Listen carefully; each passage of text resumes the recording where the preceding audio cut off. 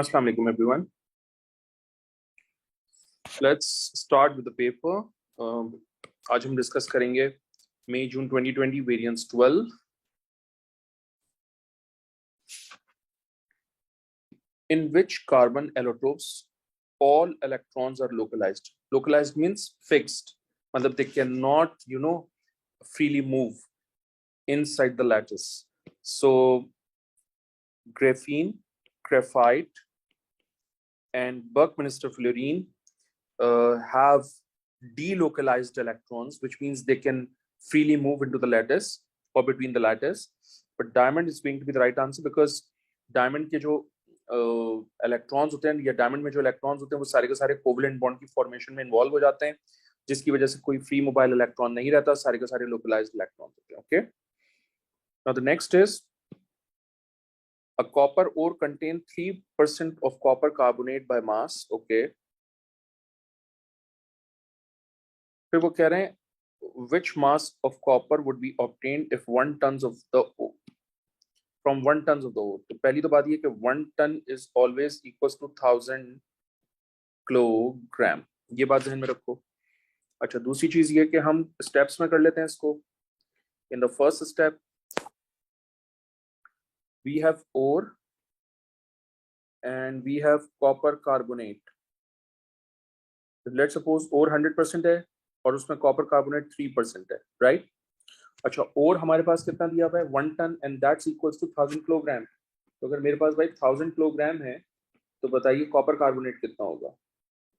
तो copper carbonate मेरे पास कितना आ जाएगा यहाँ से बाय मास 3000 डिवाइडेड बाय 100. तो ये हो जाएगा बेटा मेरे पास 3000 divided by 100 is going to be how much 30 kilogram. ठीक है,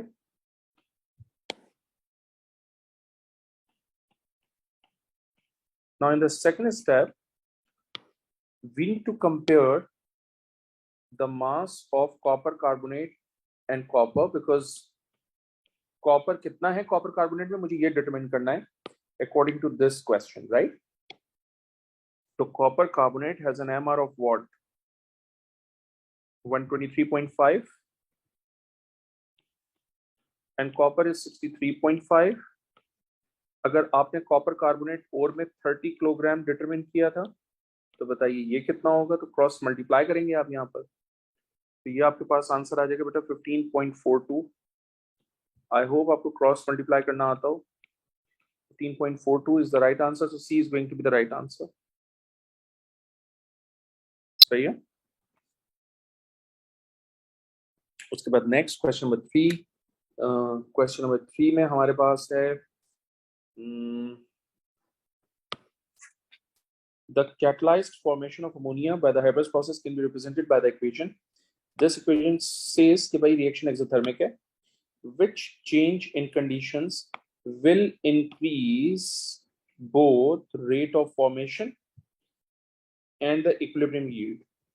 भाई equilibrium yield of ammonia अगर आपने increase करनी है तो इसका मतलब reaction needs to be go in the forward direction, and for that we need to increase the pressure, क्योंकि जब pressure increase करेंगे equilibrium forward direction में जाएगा और pressure increase करने से number of effective collisions in a unit time increase होते हैं, जिसकी वजह से ये rate of reaction भी increase करेगा. Therefore C is going to be the right answer. ठीक है, डिक्रीज इन टेम्परेचर करने से इक्विलिब्रियम बैकवर्ड जाएगा, यील्ड ऑफ अमोनिया कम हो जाएगी. Increase in decrease in temperature करने से फॉरवर्ड जाएगा, यील्ड इंक्रीज हो जाएगी, रेट ऑफ रिएक्शन जब वो स्लो हो जाएगा, which is why rate of reaction is slow and therefore ये गलत हो जाएगा. इंक्रीज इन टेम्परेचर करने से obviously rate of reaction increase होगा but yield of ammonia decreases because equilibrium favors towards left hand side. Increase in the surface of the catalyst. The surface area of catalyst has nothing to do with the yield.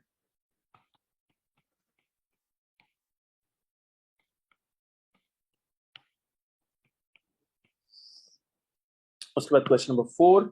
Solid sulfur consists of acid molecules. Which equation represents the standard enthalpy change of atomization? हमने पहले भी बताया, आज फिर बता देते हैं कि atomisation is applicable only for 1 mole of gaseous atom is formed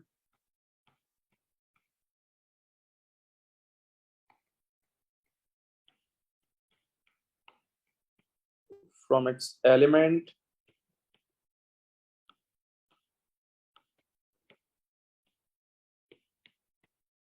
under standard condition. Let's talk about यहाँ 1 mole of gaseous atom बना under standard condition. यहाँ पर 1 mole of gaseous atom बना बट सॉलिड गैस में नहीं होता, इसका मतलब ये गलत हो गया। यहाँ 8 moles ऑफ ऑक्सीजन बन गए, इसका मतलब ये भी गलत। यहाँ पर भी 8 moles of gaseous sulphur atom बन गए, ये भी गलत। तो right answer is going to be A. Okay, in this question, you should use changes in oxidation number to balance the chemical equation. Okay, the following reaction occurs when MnO2 is warm with dilute H2SO4. ठीक है, MnO2 is warm with dilute H2SO4. What is the ratio of C and D in the correctly balanced equation? Okay.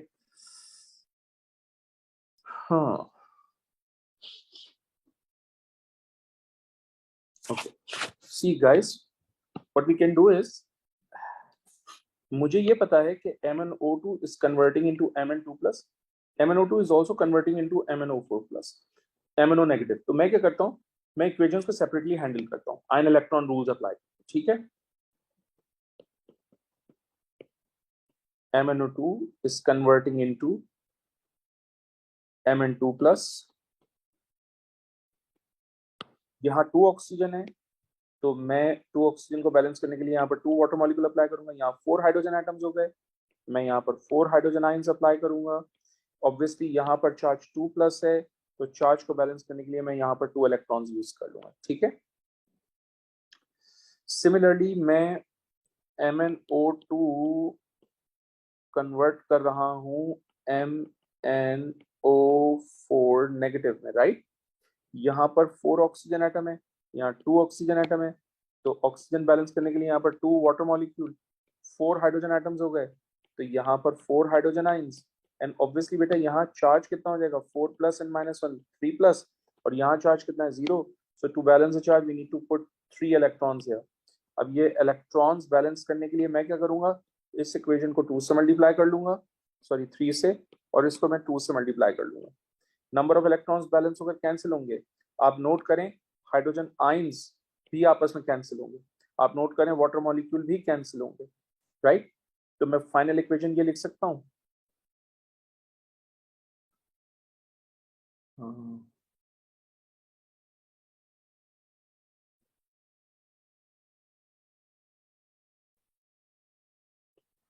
तो जगह 5 MnO2 plus 4 hydrogen ion plus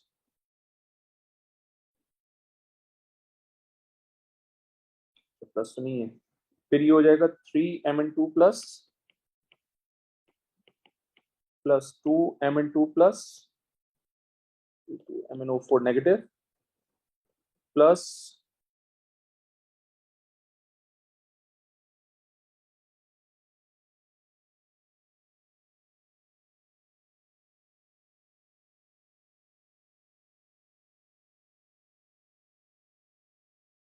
+2H2। अब आप note करें, आपको actually C और D का रेशियो चेक करना है, यानी आपने इन दोनों का रेशियो चेक करना है। तो आपके पास इन दोनों का रेशियो क्या आ रहा है, 3:2। तो राइट आंसर क्या होगा, C। ठीक है, तो वो कह रहे हैं क्वेश्चन नंबर 6 में, in this question you should assume air contain 21% oxygen, what is the minimum volume of air required to ensure complete combustion of 10 cm³ of butane under room condition. Okay, so we need a lot of space for this question. Let's start with this. मैं सबसे पहले moles of butane calculate करूंगा, because मुझे volume of butane given है। C4H10 होता है butane, तो मैं 10 को डिवाइड कर देता हूँ 24,000 cm³ से, तो मेरे पास मोल्स ऑफ ब्यूटेन आ जाएंगे बेटा। तो मोल्स ऑफ ब्यूटेन जब आएंगे मेरे पास, तो ये हो जाएगा आपके पास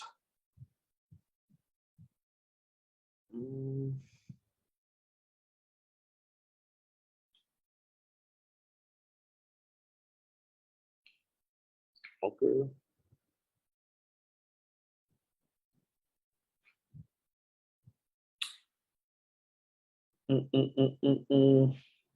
मोल्स निकालने की वैसे भी जरूरत नहीं है, बिकॉज हमसे वो एयर का वॉल्यूम मालूम करवा रहा है, not oxygen, not carbon dioxide. So basically हम इक्वेशन सबसे पहले कंस्ट्रक्ट कर लेते हैं। C4H10 plus O2 arrow 4CO2 plus 5H2। ठीक है, यहाँ टोटल ऑक्सीजन कितने हो गए 13। तो 13 ऑक्सीजन करने के लिए मैं यहाँ पर 6.5 अटैच कर देता हूँ। अब ये 1 मोल है, ये 6.5 मोल है। अगर ये 10 cm³ था आपके पास, तो ऑब्वियसली ये कितना होगा, ये 65 cm³ हो जाएगा।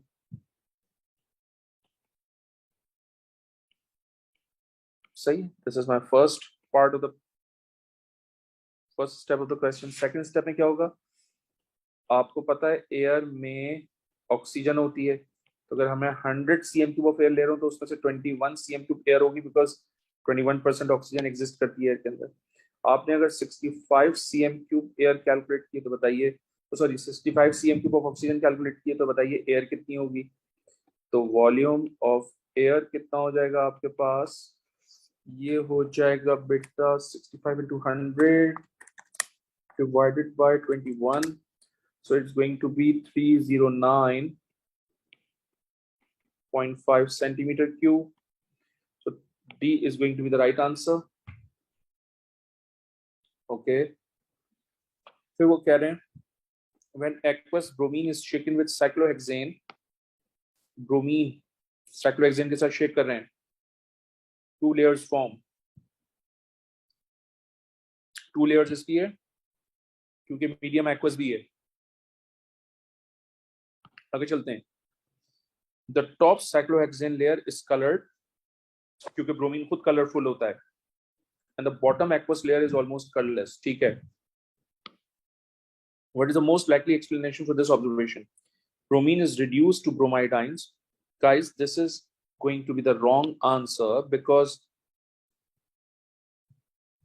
reduction नहीं हो रही है, डिसॉल्व हो रहा है।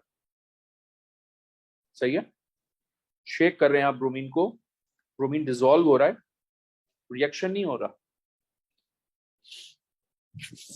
तो अब यहां लिख दीजिए ब्रोमीन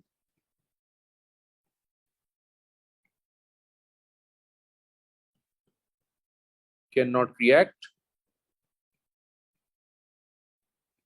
विद साइक्लोहेक्सेन। फिर वो कह रहे हैं bromine molecules are non polar. that might be the right answer because bromine non-polar is, cyclohexane is also non-polar, and according to like principle, both of them are soluble. So non-polar substances are soluble in each other.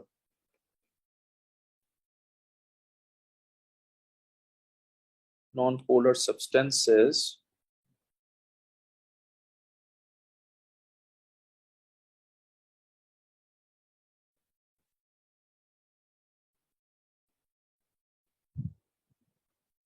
फिर वो कह रहे हैं bromine reacts with water and can not react with cyclohexane. Cyclohexane से भी reaction नहीं करता, water से भी रिएक्शन नहीं करता, ये भी गलत। The product of the reaction between bromine and cyclohexane is coloured. भाई रिएक्शन ही नहीं हो रहा ना, रिएक्शन नहीं हो रहा, तो इसलिए ये भी गलत।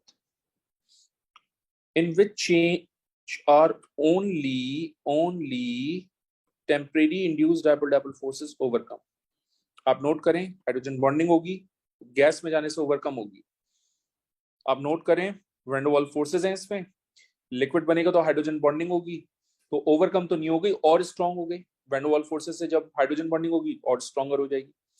यहां पर वैन डर वाल्स फोर्सेस होंगी सॉलिड स्टेट में, और मैंने पढ़ाया आपको, रजिस्टर में लिखा है कि सॉलिड सब्सटेंसेस की van der Waals forces stronger होती हैं क्योंकि particles are closely packed together. जब वो लिक्विड में जाएगा तो पार्टिकल्स एक दूसरे से दूर होंगे, वैन डर वाल्स फोर्सेस कम हो जाएंगी यानी ओवरकम होंगी। which is why C is the right answer.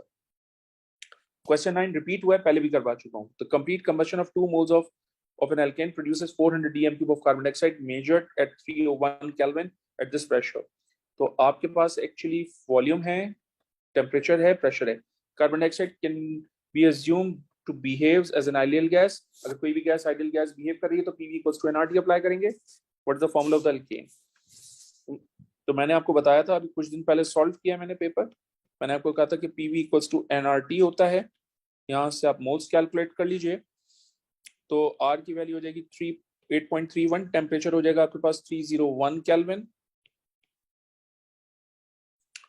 Pressure जो है वो आपके पास हो जाएगा 1 इंटू 10⁵, और यहाँ से आपके पास वॉल्यूम हो जाएगा 400 dm क्यूब. उसको हम कन्वर्ट कर देंगे 10⁻³ से. ठीक है, तो यहाँ से आपके पास आंसर आएगा 16 फॉर 2 मोल्स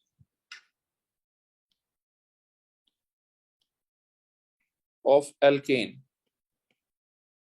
तो भाई अगर 2 मोल्स ऑफ एल्केन में 16 कार्बन एटम्स हैं हाइड्रोकार्बन में, तो बताइए 1 मोल में, अगर 1 मोल ऑफ एल्केन है तो उसमें कितने कार्बन एटम्स हो जाएंगे? 8 हो जाएंगे. तो 8 कार्बन एटम्स कहाँ लिखा हुआ है आपने? ए में. तो A would be the right answer. Question number 9. In which reaction does an element undergoes the largest change in oxidation number? Largest change in oxidation number.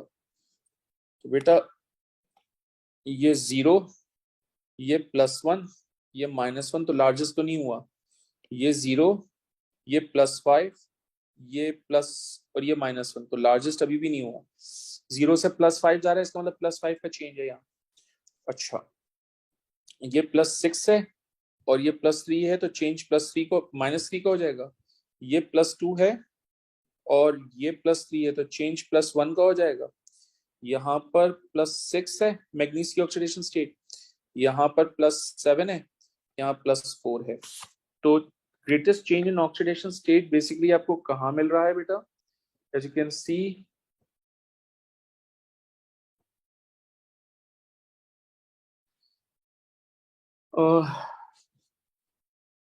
इसमें मिल रहा है.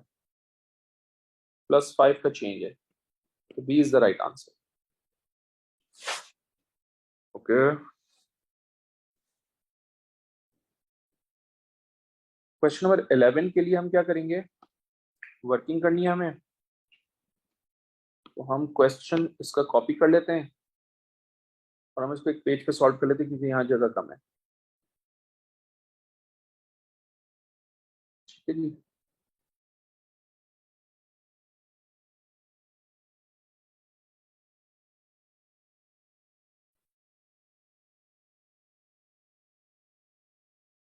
ओके, ये आपका क्वेश्चन हो गया. इसका सॉल्यूशन देख लेते हैं. तो इसका सॉल्यूशन कुछ ये होगा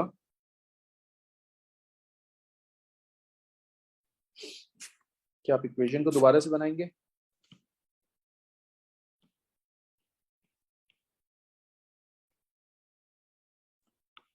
ये एक्चुअली PCl3 और क्लोरीन में कन्वर्ट हो रहा है.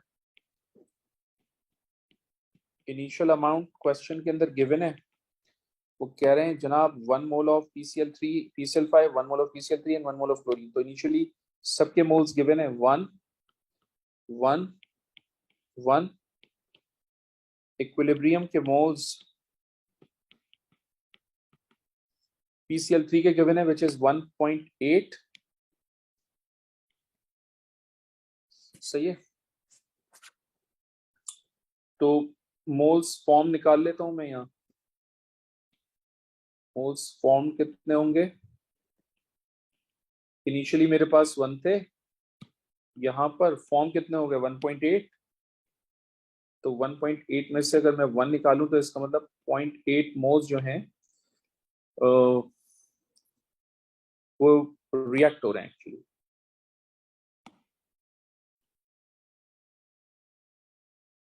सही है, 0.8 मोल्स रिएक्ट हो रहे हैं। तो अगर 0.8 मोल्स रिएक्ट हो रहे हैं तो 1:1 के रेशियो की वजह से 0.8 मोल्स यहाँ भी फॉर्म होंगे, तो यहाँ पर टोटल कितना हो जाएगा 1.8, क्योंकि ऑलरेडी 1 था। ठीक है, इसको इस तरह से भी देख सकते हैं कि अगर 1.8 एट इक्विलिब्रियम PCl3 है तो एट इक्विलिब्रियम क्लोरीन भी 1.8 ही होगा, बिकॉज 1:1 का रेशियो है। ये एक तरीका हो गया देखने का। दूसरा तरीका ये है कि अगर यहाँ पर इसमें 0.8 की एडिशन से ये 1.8 बना, तो यहाँ पर भी 0.8 की एडिशन से ये 1.8 बनेगा।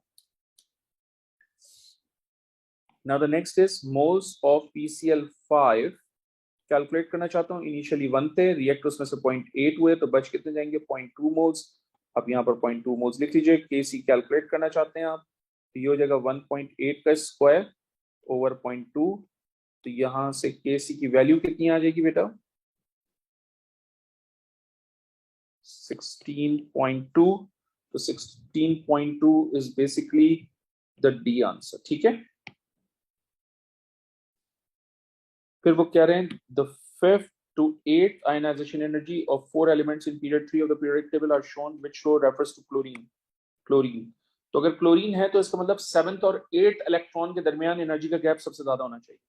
तो सबसे ज्यादा एनर्जी का गैप कहां पर आ रहा है 7th और 8th के दरमियान, ये चेक कर लीजिए आप। तो 30.3500 माइनस 25,900, तो ये हो जाएगा आपके पास 4600। तो ये तो ऑप्शन गलत हो गया कि बहुत ही कम डिफरेंस है। फिर 31,700 माइनस 27,100, तो ये 4600 का आ रहा है, तो ये भी गलत क्योंकि यहाँ तो चेंज ही नहीं हो रहा। फिर 33,600 माइनस 11,000, तो ये हो जाएगा 22,600। सबसे ज्यादा एनर्जी का गैप जो है वो ज्यादा बिटवीन 7 and 8 आ रहा है in option C, and therefore C is going to be the right answer, क्योंकि जो पहले 7 इलेक्ट्रॉन्स हैं वो वैलेंस शेल से रिमूव हुए हैं। तो आप लिखिए फर्स्ट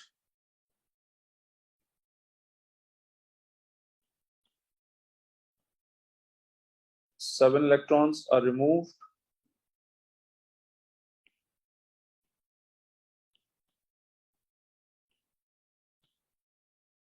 from valence shell। ठीक है, उसके बाद वो आपसे कह रहे हैं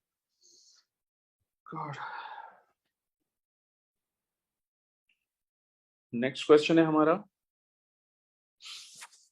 वो आपसे कह रहे हैं magnesium nitrate decomposes when heated to give a white solid and a mixture of gases. One of the gases releases in its oxides of nitrogen X। तो बेटा ये स्टेटमेंट क्या रहा है कि आपके पास जो गैस है वो एक्चुअली नाइट्रोजन डाइऑक्साइड है। Nitrogen dioxide is X, right. वो कह रहे हैं आपसे 7.4 gram of anhydrous magnesium nitrate is heated until no further reaction takes place. What mass of X is produced? Okay. तो मैं सबसे पहला काम क्या करता हूं, मैं मोल्स ऑफ मैग्नीशियम नाइट्रेट निकालता हूं।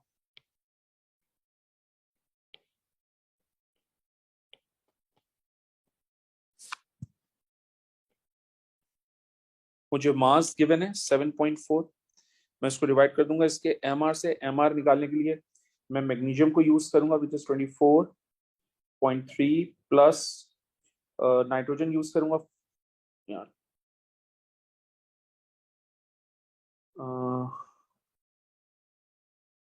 नाइट्रोजन कितना हो जाएगा, just hold a second please, निकालता हूं।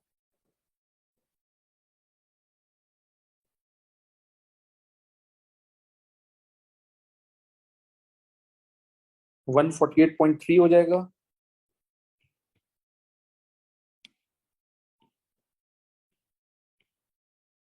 ठीक है बेटे, तो ये हो जाएगा आपके पास, लगा करे wait 7.4 divided by 148.3, so it's going to be 0.049 moles। ठीक है, आप जानते हैं कि मैग्नीशियम नाइट्रेट जब डिकम्पोज होता है तो उसमें और नाइट्रोजन डाइऑक्साइड में मोलर रेशियो होता है 2:4 का। इक्वेशन अगर आपको याद हो तो ये हो जाएगा 0.049। तो बताइए ये कितना होगा, तो मोल्स ऑफ NO2 कितने हो जाएंगे बेटा, इसको मल्टीप्लाई कर दीजिए आप 4 से और डिवाइड कर दीजिए 2 से, तो ये हो जाएगा आपके पास 0.0997 मोल्स। वो मुझसे मास ऑफ एक्स पूछ रहे हैं, तो इसका मतलब NO2 के MR से मल्टीप्लाई कर दूंगा मैं, तो मास ऑफ NO2 निकालना है, तो मैं 46 को मल्टीप्लाई कर देता हूँ 0.0997 से, तो मैं मल्टीप्लाई बाय 46 कर देता हूँ, तो ये हो जाएगा आपके पास 4.59। तो राइट आंसर इज डी। ठीक है बेटे, okay. Next is question number 14। Question number 14 के लिए हम देखेंगे which statement explain why iodine is less volatile than chlorine। आप जानते हैं आयोडीन मोर इलेक्ट्रॉन्स हैं इसमें, स्ट्रॉन्ग वैंडरवाल फोर्सेस होंगी, और अगर स्ट्रॉन्ग वैंडरवाल फोर्सेस होंगी तो जाहिर सी बात है लेस वोलेटिलिटी होगी। ठीक है, क्लोरीन में क्या होगा, लेस इलेक्ट्रॉन्स होंगे, वीक वैंडरवाल फोर्सेस होंगी, और जाहिर सी बात है हाई वोलेटिलिटी होगी।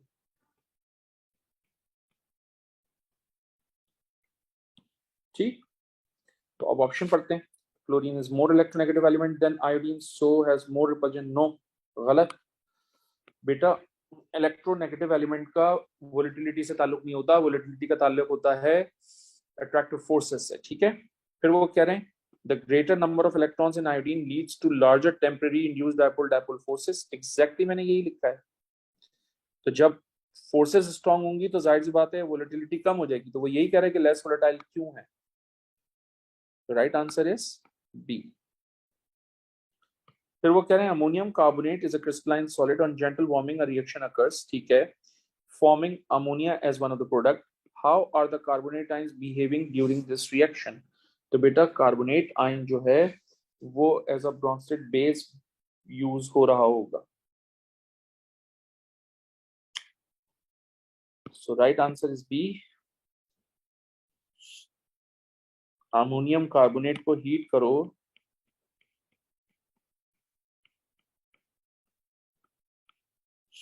तो ये convert, oh my bad, ammonium carbonate को हीट करो तो ये कन्वर्ट होगा अमोनिया में और हाइड्रोजन कार्बोनेट में।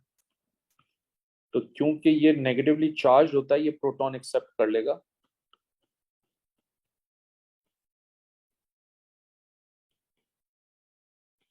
which is why B is the right answer।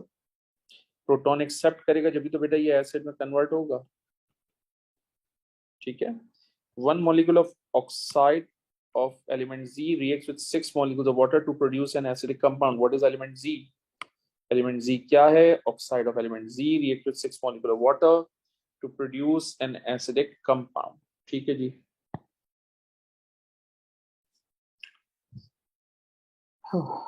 जरा देखिए, अगर एल्यूमिनियम का ऑक्साइड बनेगा तो एल्यूमिनियम ऑक्साइड बनेगा, और एल्यूमिनियम ऑक्साइड जो है वो इनसॉल्युबल इन वाटर होता है।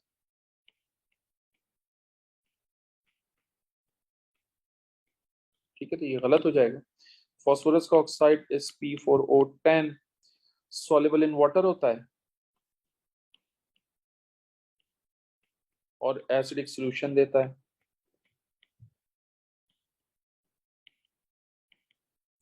प्रॉब्लम है कि 6 वाटर मॉलिक्यूल यूज होते भी हैं या नहीं, तो हम इक्वेशन बना के देख लेते हैं।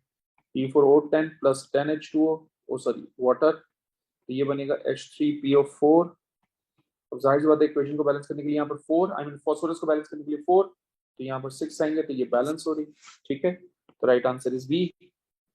विच property shows an increase from magnesium to barium. आप जानते हैं magnesium to barium ionisation energy decrease होती है, तो ये गलत हो गया। ओ हाँ, तो गलत हो गया। Next is oxidising power of metal, भाई मेटल सारे रिड्यूसिंग एजेंट्स होते हैं, तो ये भी गलत हो गया। फिर solubility of hydroxides increases, that's right, क्योंकि वो increases ही पूछ रहा है, तो C is going to be the right answer। आगे चलें, solubility of group 2 sulfates decreases, जबकि वो कह रहा है increases, तो ये भी गलत हो गया। Next is a test tube of HBr and a separate test tube of HI are heated to the same temperature, यानी एक जार में HBr है, एक जार में HI है, और आप उसको हीट कर रहे हो at the same temperature। Observation is possible, कौन सा combination of observation is possible? तो आप जानते हैं HBr जो है वो डिकम्पोज नहीं होगा, क्योंकि वो स्ट्रॉन्ग थर्मली स्टेबल होगा, तो ये आ गया। ठीक है, जब HI डिकम्पोज होगा तो पर्पल वेपर्स मिलेंगे, तो पर्पल वेपर्स जो है वो यहां पर हैं, which means D is going to be the right answer. फिर आपके पास है most modern cars are fitted with catalytic converters in the exhaust system, which three gases are removed by catalytic converter. भाई कौन कौन सी गैसेस कैटालिटिक कन्वर्टर रिमूव करता है? ऑक्साइड्स ऑफ नाइट्रोजन रिमूव करता है, दैट्स राइट। हाइड्रोकार्बन्स की oxidation हो जाती है कार्बन डाइऑक्साइड वाटर में, that's also right. Carbon monoxide convert होता है कार्बन डाइऑक्साइड में, तो A is going to be the right answer. ठीक है, कार्बन मोनोऑक्साइड रिमूव होता है, कार्बन डाइऑक्साइड पोल्यूटेंट नहीं है,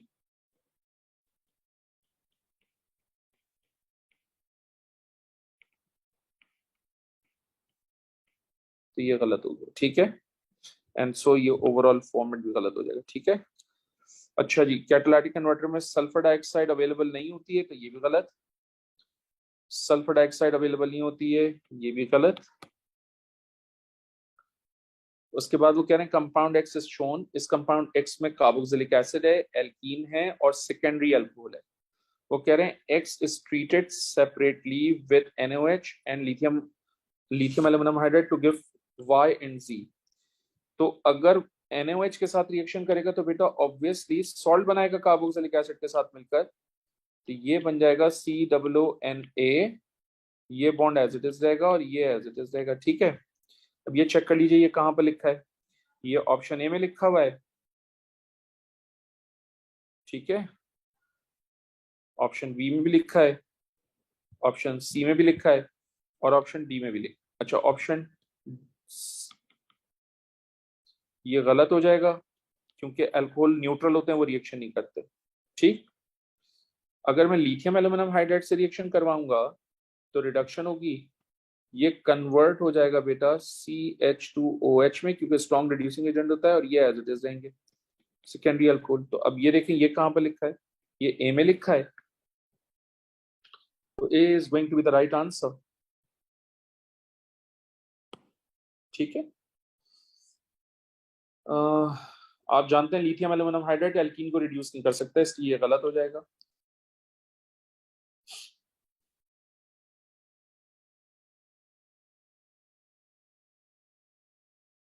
इसके बाद वो कह रहे हैं the table shows the molecular formula of three molecules P, Q and R.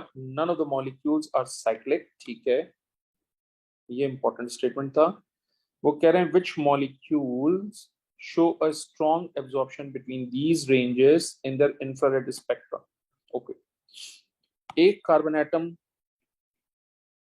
का अल्कोहल होगा विच इज मिथेनॉल, Q जो ये आपका P हो गया, Q जो है वो आपका एक कार्बन एटम है, तो इसका मतलब ये एक कार्बन का एसिड हो जाएगा।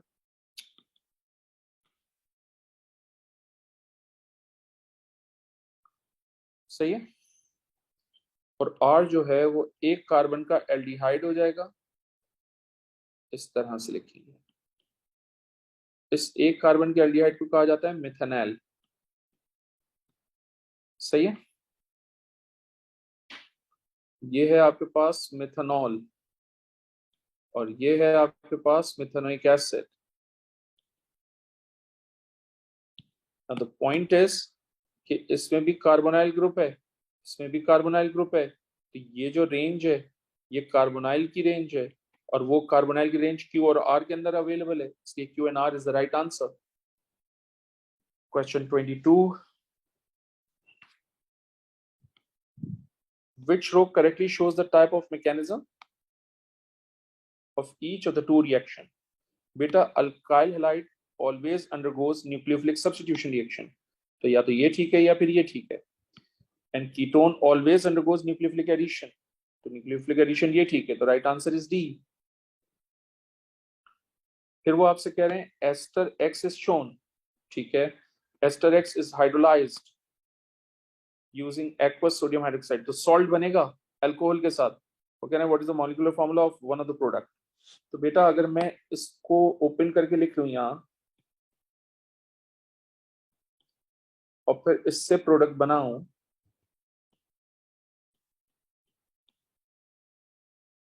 आप जानते हैं ये एस्टर का बॉन्ड ब्रेक होगा, इथेनोइक एसिड मिलेगा मुझे और अल्कोहल मिलेगा मुझे. तो CH3 CH2 टेकन 7 OH. आप जानते हैं ये मीडियम अल्कलाइन है, तो ये अल्कलाइन मीडियम होने की वजह से सॉल्ट में कन्वर्ट हो जाएगा. अब देखें इन दोनों में से कोई एक प्रोडक्ट आपको गिवन होगी. कौन सी गिवन है? अच्छा तो मॉलिक्यूलर फॉर्मूले की फॉर्म में लिखा हुआ है. चलें इसको कन्वर्ट कर लेते हैं. ये 2 कार्बन हैं, 3 हाइड्रोजन हैं, 2 ऑक्सीजन है, 1 सोडियम है. क्या ये कहीं लिखा हुआ है? C2H3O2N है. यस, बी लिखा है. B is the right answer. सही है. Which reagent could be used to distinguish between propane 1,2-diol and ethane 1,2-diol? भाई प्रोपेन 1,2-diol का स्ट्रक्चर बना लेते हैं पहले. ये हो जाएगा CH3 CHOH और ये हो जाएगा CH2OH. और इथेन 1,2-diol का भी स्ट्रक्चर बना लेते हैं. ये हो जाएगा CH3 इथेन 1,2-diol है CH2OH एंड देन CH2OH. देखें आप जानते हैं ये प्राइमरी अल्कोहल है, ये भी प्राइमरी अल्कोहल है. आप जानते हैं ये प्राइमरी अल्कोहल है, ये सेकेंडरी अल्कोहल है. तो भाई मैं पोटेशियम डाइक्रोमेट 6 तो यूज नहीं कर सकता हूं क्योंकि ये सारे के सारे ऑरेंज टू ग्रीन की ऑब्जर्वेशन जो कर देंगे ऑक्सीडेशन की वजह से. तो ऑप्शन बी रॉन्ग हो जाएगा. ठीक है. ये सारे के सारे क्या हैं? अल्कोहल्स. ये भी सारे के सारे क्या हैं? Alcohols. And all alcohols react with sodium metal to give hydrogen gas. तो अगर मैं सोडियम मेटल से रिएक्शन करूंगा तो मैं डिस्टिंग्विश नहीं कर सकूंगा, तो ये भी गलत हो जाएगा. ठीक है जी. All of them are alcohols. Alcohols alcohol से रिएक्शन कभी भी नहीं करते, तो ये भी गलत हो जाएगा. तो राइट आंसर क्या हो जाएगा? ए. कैसे पता चला? इस तरह से पता चला कि ये जो आपके पास CH3 CHOH है ये एक साथ लिखा हुआ है, ये आइडोफॉर्म का टेस्ट पॉजिटिव दे देगा.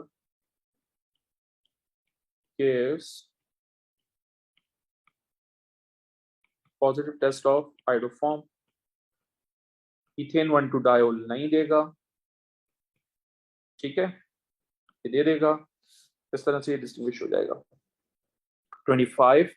Which substance forms propanoic acid as one of the product when it reacts with hot concentrated acidified potassium magnate 7? बेटा ब्यूटवानीन लिख देता हूं मैं आपके सामने. ये हो जाएगा CH3 CH2 CH double bond CH2. तो अगर आप इसको हॉट कॉन्सेंट्रेटेड KMnO4 से रिएक्शन करवाएंगे तो जो डबल बॉन्ड के साथ CH है वो कन्वर्ट हो जाएगा COOH में. ये प्रोपेनोइक एसिड, वो आपसे प्रोपेनोइक एसिड पूछ रहे हैं, तो A is going to be the right answer. बच्चे पूछते हैं सर व्हाई नॉट B? तो भाई B को भी देख लीजिए. ये है CH3, ये है CH, ये है डबल बॉन्ड, ये है CH और ये है CH3. अगर मैं इसको हॉट कॉन्सेंट्रेटेड KMnO4 से रिएक्शन करवाऊंगा तो मुझे इथेनोइक एसिड के 2 मॉलिक्यूल्स मिलेंगे. तो ये तो गलत हो गया क्योंकि मुझसे प्रोपेनोइक एसिड मांग रहा है, इथेनोइक एसिड नहीं मांग रहा, इसलिए ये गलत हो जाएगा. And obviously A is the right answer क्योंकि वहां पर प्रोपेनोइक एसिड आ गया, बाकी कहीं प्रोपेनोइक एसिड नहीं आएगा. आप चाहें तो बना के देख सकते हैं. 2 मिथाइल प्रोपीन है, ये बनेगा 2 मिथाइल प्रोपीन. डबल बॉन्ड के साथ CH नहीं है, इसका मतलब it will turn to ketone. Carboxylic acid नहीं बना, इसलिए ये भी गलत. फिर है आपके पास CH3 CH2 C CH3 double bond CH2. आप नोट करें डबल बॉन्ड के साथ कार्बन है, इसका मतलब ये भी कीटोन देगा. कार्बोक्सिलिक एसिड नहीं आ रहा, ये भी गलत। फिर वो कह रहे हैं the structure of damascenone is shown.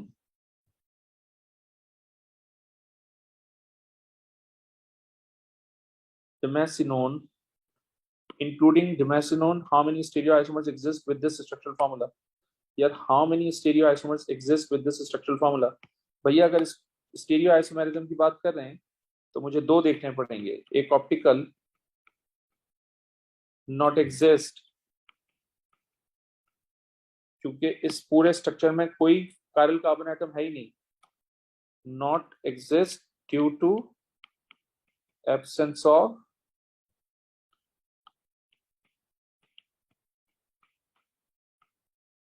Chiral carbon. लेकिन ज्योमेट्रिकल आइसोमेरिज्म होगा, और ज्योमेट्रिकल आइसोमेरिज्म साइक्लिक रिंग्स में नहीं होता है, ये मैंने आपको पढ़ाया है ना। सिस ट्रांस साइक्लिक रिंग्स में नहीं होगा, यहां होगा। तो अगर मैं यहां पर कर लूं 2 to the power 1, तो ये हो जाएगा 2 आइसोमर्स। तो right answer is B. How many isomeric esters have the molecular formula this? तो बेटा मेरे पास स्पेस नहीं है, बट आई ट्राई। देखें, सबसे पहले ये है CH3 CO O CH2 CH3, फिर दूसरा बनेगा CH3 CH2 CO O CH3। ये भी तो बन सकता है H CO O CH2 CH2 CH3। मैं इसका एक चेन आइसोमर बना देता हूं, तो ये बनेगा HCO O CH, ये हो जाएगा CH3 और ये हो जाएगा CH3, तो टोटल 4 बने। Oops. तो राइट आंसर इज सी। फिर वो आपसे पूछ रहे हैं ethene reacts with aqueous bromine to give 2 products this and this, right. इसमें दोनों तरफ ब्रोमीन है तो ये अल्काइल हैलाइड हो गया, इसमें एक ब्रोमीन और एक OH है, तो इसका मतलब ये अल्काइल हैलाइड भी है, अल्कोहल भी है। वो कह रहे हैं which statement about these products is correct. वो कह रहे हैं both products are obtained in this reaction by nucleophilic substitution. भाई एल्कीन है, alkene always undergoes electrophilic addition, तो ये गलत हो जाएगा।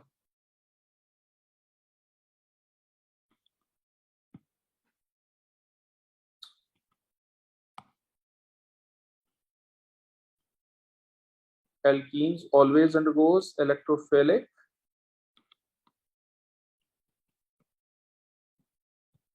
addition, तो ये गलत हो गया। फिर आपके पास है both products are obtained by nucleophilic addition, ये भी गलत, because nucleophilic addition takes place in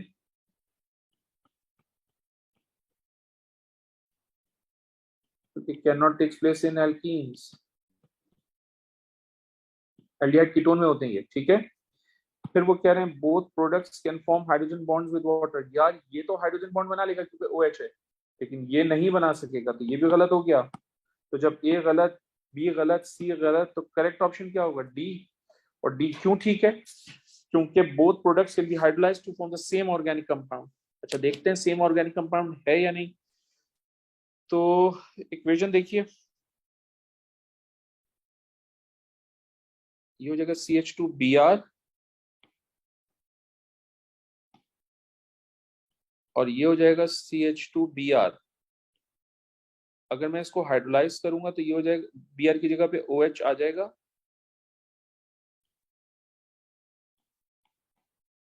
ठीक है।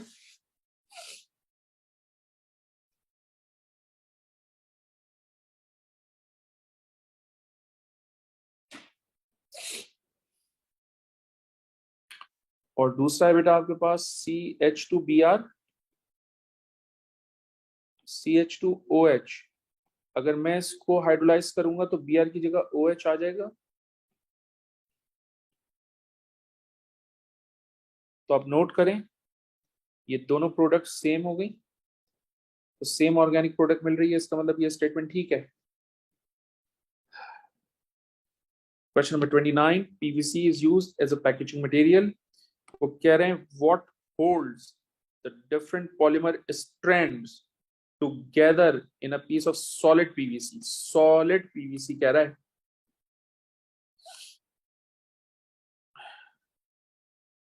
PVC का स्ट्रक्चर बना लेते हैं आपके लिए. ये PVC का हमने एक पॉलीमर बनाया, राइट. इसी तरह का एक और भी पॉलीमर होगा PVC का.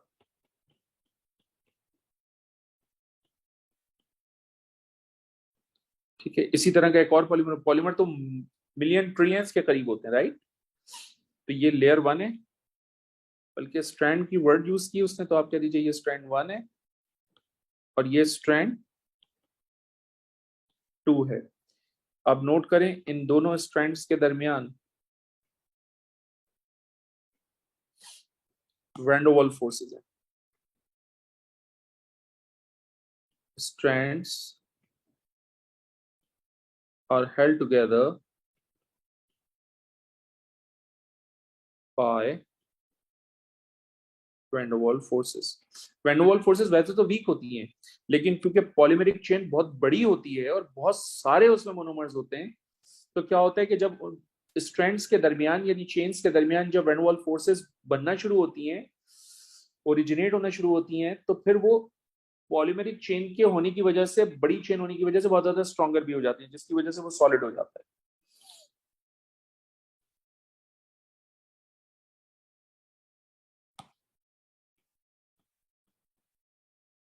Make it stronger between the strands,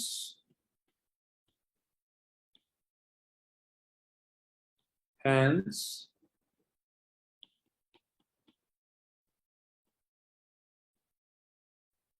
it becomes solid. Right answer is D. 30 पहले भी करवाया मैंने. The diagram shows the structure of buta-1,3-diene. वो कह रहे हैं the addition reaction between buta-1,3-diene and two molecules of HBr can produce 3 structurally isomeric products. How many of these products have at least one chiral center? ये मैंने अभी कुछ दिन पहले आपको पेपर सॉल्व करके दिया है, and I hope कि आपको ये आता हो.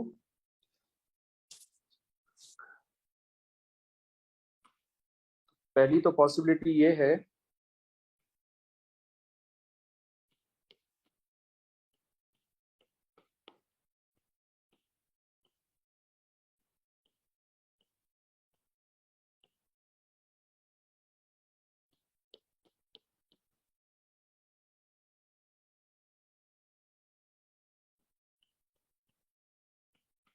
ये हमने लिखा, हम एक और मर्तबा लिख लेते हैं इसको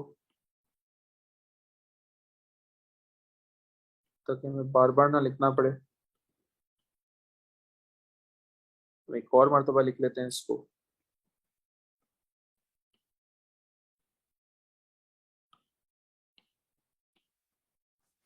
ठीक है जी, ये हाइड्रोजन हो गया, ये भी हाइड्रोजन हो गया, ये भी हाइड्रोजन हो गया, ये भी हाइड्रोजन हो गया, ये भी हाइड्रोजन हो गया, ये भी हाइड्रोजन हो गया, हाइड्रोजन हो गया, हाइड्रोजन हो गया, ये सब हाइड्रोजन हो गया. ठीक है,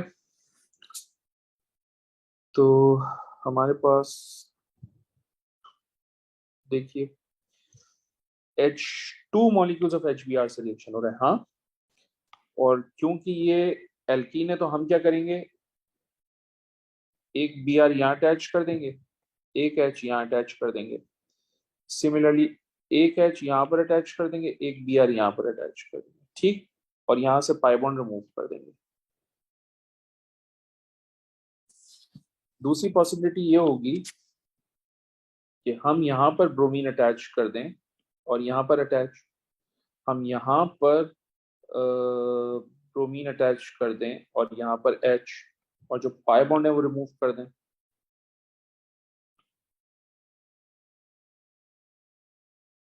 ठीक है, तीसरी पॉसिबिलिटी,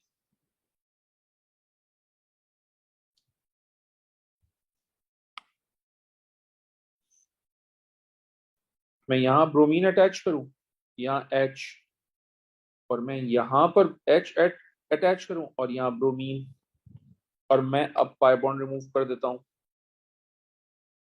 तो वो कह रहे हैं एटलीस्ट वन कायरल सेंटर। आप नोट करें इसमें तो कोई कायरल सेंटर है ही नहीं, ये भी नहीं है, ये भी नहीं है, ये भी नहीं है, तो it doesn't have any chiral centre, इसमें कोई कायरल नहीं है, राइट। लेकिन आप नोट करें this carbon is chiral, right, तो ये ठीक हो गया।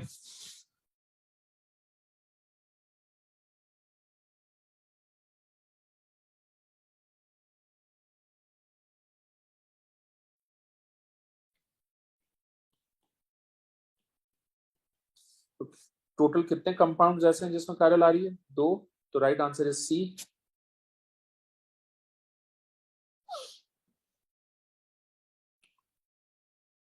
Thirty one.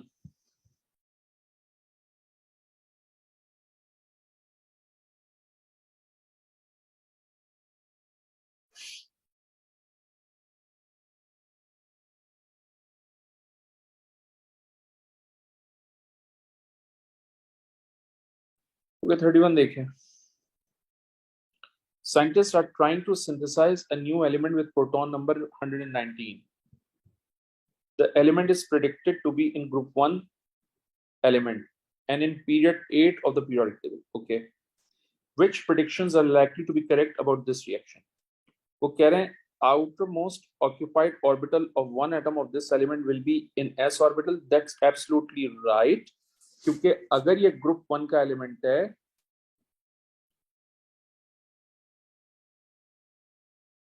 तो हम सब पढ़कर आ रहे हैं कि ग्रुप 1 के जो एलिमेंट होते हैं वो उनके वैलेंस शेल में 1 इलेक्ट्रॉन होता है, that 1 valence electron is found in s orbital. तो group 1 element has 1 electron in s orbital, ये बात बिल्कुल ठीक है। उसके बाद नेक्स्ट देखिए, the atomic radius will be the largest of the 7 elements in group 1, that's also right. इसलिए क्योंकि down the group atomic radius increase होता है।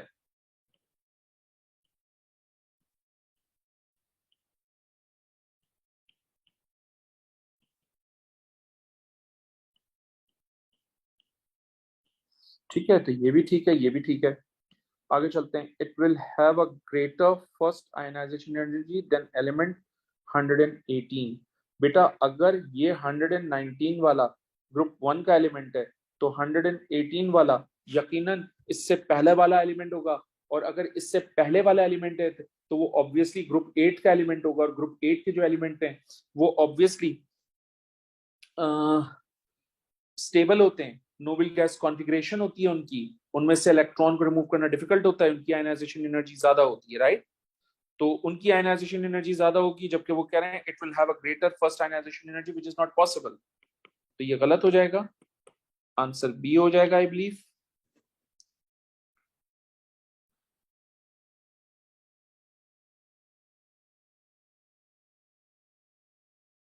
ठीक है, तो आप कह दीजिए, यहां पर लिख दीजिए element 118 is found in group 8, और ग्रुप 18 कह सकते हैं according to the new periodic table, hence it has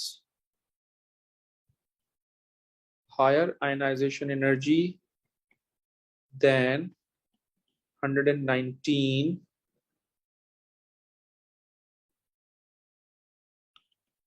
then element with proton number 990। ठीक है, वो कह रहे हैं which reactions would have the reaction profile shown। बेटा ये आपके पास क्या है, प्रोडक्ट, और बेटा ये आपके पास क्या है, रिएक्टेंट। तो एंडोथर्मिक रिएक्शन हो गया because energy of product is greater than that of the reactant. तो अगर ये एंडोथर्मिक रिएक्शन है तो एंडोथर्मिक रिएक्शन में ये स्टेप गलत हो जाएगा, क्योंकि न्यूट्रलाइजेशन इज ऑलवेज एक्सो।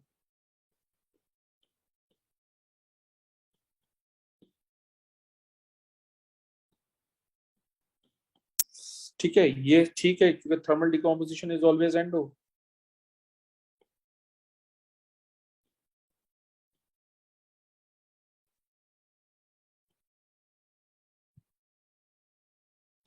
ये भी ठीक हो जाएगा इसलिए क्योंकि बॉन्ड ब्रेकिंग हो रही है, and bond breaking is endo.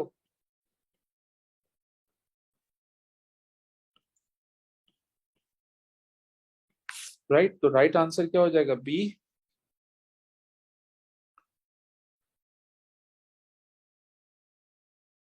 O sorry, 32 का आंसर बी, सी होगा। ठीक है, सेकंड एंड थर्ड ठीक है ना। उसके बाद 33, which factor can lead to an increase in the rate of reaction? Increase in the rate of reaction, activation energy को ड्रॉप करके इंक्रीज किया जा सकता है, टेम्परेचर को इंक्रीज करके इंक्रीज किया जा सकता है क्योंकि काइनेटिक एनर्जी इंक्रीज हो जाती है, कंसंट्रेशन को इंक्रीज करके इंक्रीज किया जा सकता है। दैट्स एन इजी क्वेश्चन, तो A is going to be the right answer. Sodium and fluorine are both reactive elements, two atoms are described. ठीक है, ये फ्लोरीन है, ये नियॉन है, ये इनके न्यूक्लियॉन नंबर है। Which statement about these two atoms and the ions they can form are correct? One sodium atom has two more protons than one fluoride ion. नहीं यार, हाँ बात तो सही है क्योंकि इसका एटॉमिक नंबर 11 है तो इसमें 11 प्रोटॉन्स होंगे, इसका एटॉमिक नंबर 9 है तो इसका मतलब इसमें 9 प्रोटॉन्स होंगे, तो सोडियम में 2 प्रोटॉन ज्यादा हैं, तो 34 का फर्स्ट स्टेटमेंट बिल्कुल ठीक है। One sodium atom has two more neutrons.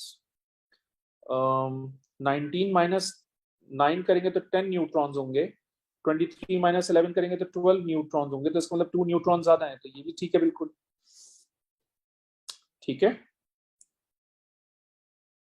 One sodium ion has the same number of electron as fluoride ion, बिल्कुल ये दोनों के दोनों आइसो इलेक्ट्रॉनिक हैं, which means they have same number of electrons, तो ये भी ठीक है, तो राइट आंसर इज ए।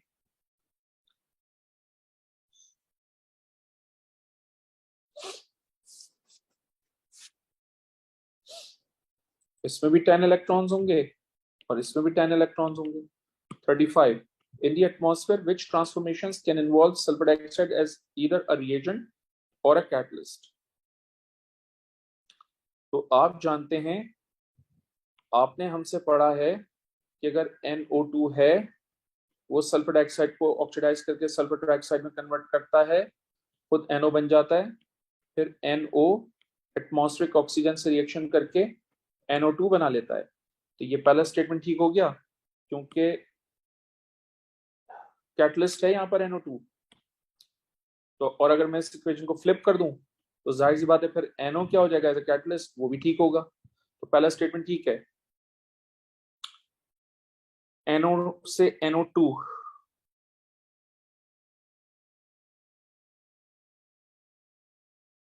नहीं ये गलत हो जाएगा, तो right answer is D, NO2 से NO हो जाएगा।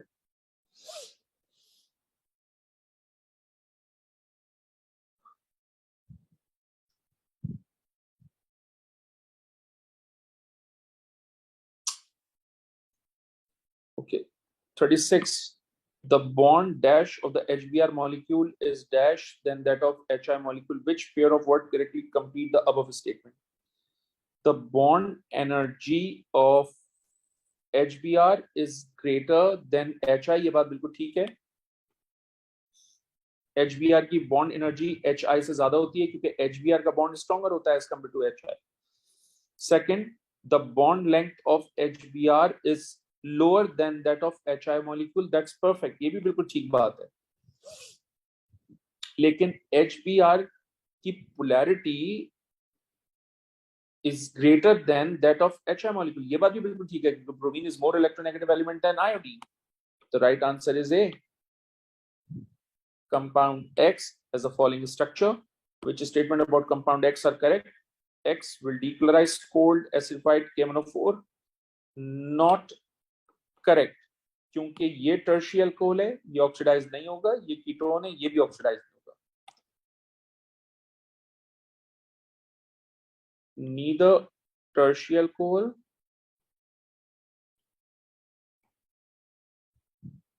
Nor ketone oxidises.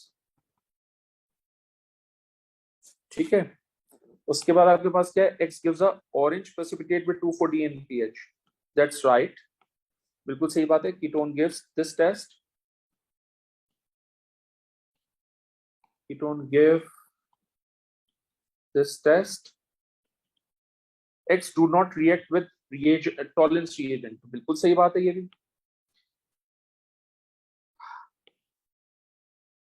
Ketone cannot react with tolerance reagent.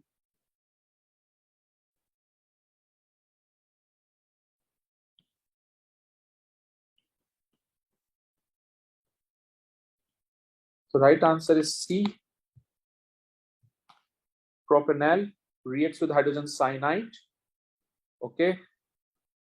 What absorption are present in the interest? अच्छा, प्रोपेनॉल जो है वो आपका एक एल्डिहाइड है, और जो वो हाइड्रोजन साइनाइड से रिएक्शन करेगा तो बेटा वो साइनोहाइड्रिन बनाएगा, और साइनोहाइड्रिन को मैं इस तरह से लिख सकता हूँ CHOHNCN.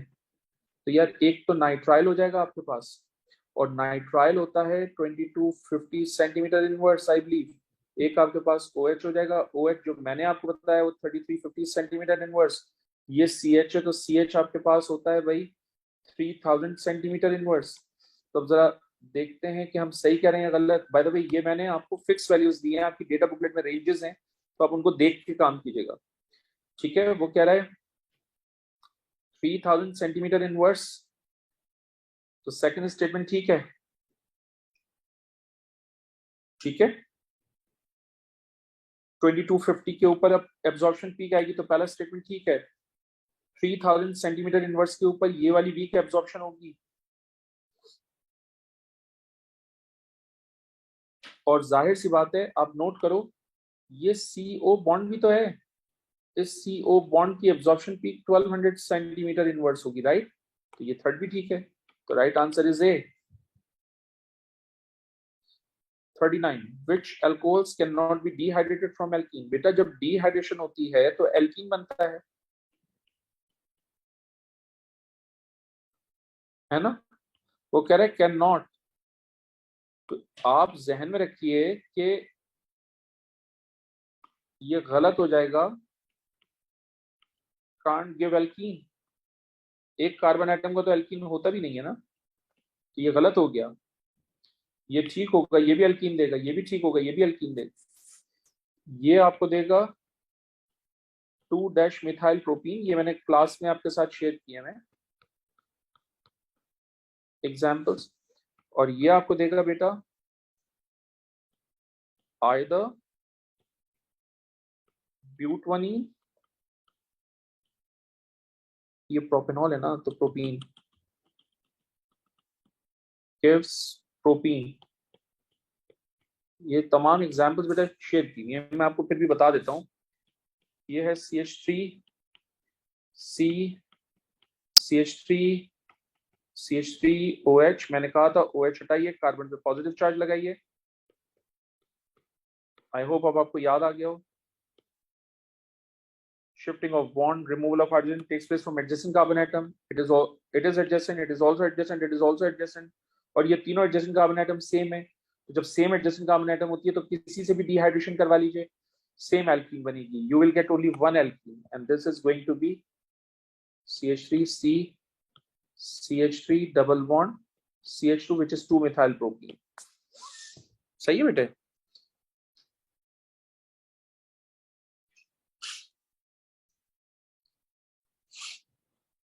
The right answer is guys C. Question 40. A reaction mechanism is shown. ठीक है, reaction mechanism आपको नजर आ रहा है. वो कह रहे हैं कि which statement about this reaction is correct. तो पहला वो कह रहे हैं heterolytic bond fission occurs. बिल्कुल सही कह रहे हैं, क्योंकि ये जो एरो की प्लेसमेंट्स हैं ये एरो फुल एरो है. फुल एरो शोज कि हेटेरोलाइटिक बॉन्ड फिजन हो रहा है. सही है. उसके बाद it is a substitution reaction. It is also correct because अगर एक न्यूक्लियोफाइल आ रहा है तो उसकी जगह पे दूसरा न्यूक्लियोफाइल जा रहा है, तो ये भी बिल्कुल ठीक है. फिर वो कह रहे हैं OH behaves as an electrophile. No it is an electrophile. No it is a nucleophile. तो थर्ड स्टेटमेंट गलत हो गया. तो थर्ड स्टेटमेंट गलत हो जाएगा तो आंसर क्या हो जाएगा आपके पास? बी. Thank you guys.